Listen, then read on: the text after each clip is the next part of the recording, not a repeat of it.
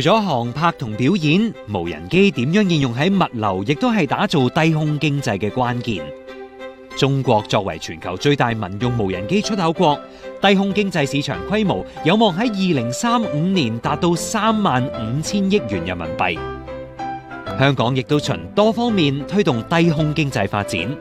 今年3月，低空經濟監管沙盒試點項目正式啟動，政府批出第一批38項試點項目，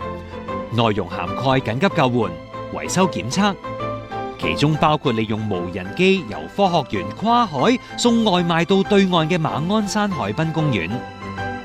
政府亦都積極建設大灣區低空跨境通道，探索運送貨物同埋運載乘客等嘅跨境低空飛行可行性，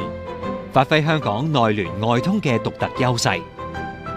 低空經濟要飛得穩，基礎設施不可或缺。地政總署最新推出全港3維數碼地圖，同傳統地圖相比，數據更加準確豐富。低空經濟正在騰飛，香港亦都要把握機遇，開創智慧天空新時代。融入國家發展，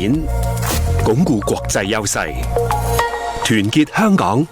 聯通世界。